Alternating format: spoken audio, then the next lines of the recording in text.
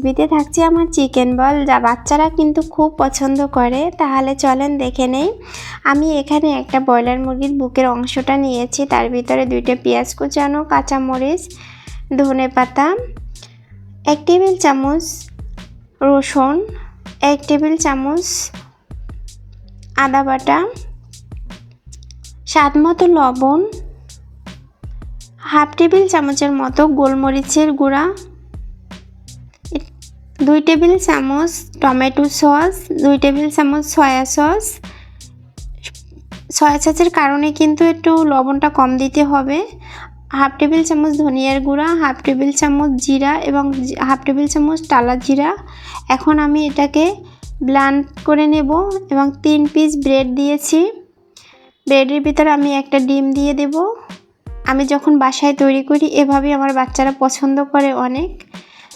ডিম ছাড়া অথবা ব্রেড ছাড়াও তৈরি করা যায়।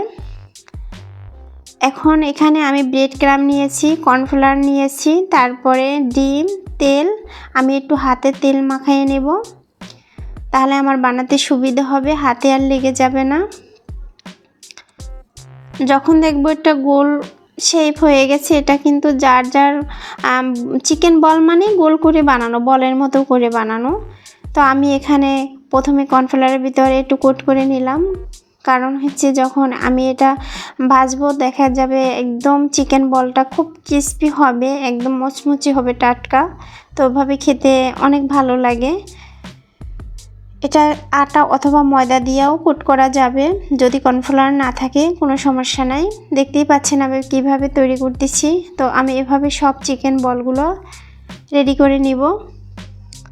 এই যে চামচ দিয়ে কিন্তু এটা করলে বেশি ভালো হবে, হাত লাগাইলে দেখা যাবে হাতে লেগে যাবে।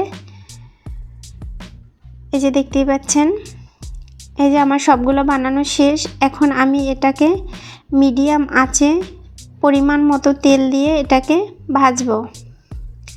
এই যে যখন কুসুম গরম হয়েছে তখন তেলের ভিতরে আমি চিকেন বলগুলো দিয়ে দেবো। আর আমি সব চিকেন বলগুলো ভাজবো না, কিছু অংশ আমি এখান থেকে তুলে রাখছি। এটা আমি ডিপ ফ্রিজে রেখে সংরক্ষণ করে বাচ্চাদেরকে খাওয়াতে পারবো। আর এটা বানানো থাকলে বাসায় দেখা যায় হঠাৎ করে মেহমান চলে আসলে বাচ্চাদের টিফিনে, বিকেলের নাস্তায় আমরা আসলে খেতে অনেক পছন্দ করে, কিন্তু বাচ্চারা এমনিতে দেখা যায় আমার মেয়েরা চিকেন পছন্দ করে না রান্না করলে। এভাবে চিকেন দিয়ে কোনো কিছু তৈরি করে দিলে খুব পছন্দ করে। তো আশা করি আমার ভিডিওটি যদি আপনাদের ভালো লেগে থাকে লাইক, কমেন্ট এবং শেয়ার করে দেবেন বন্ধুদের মাঝে।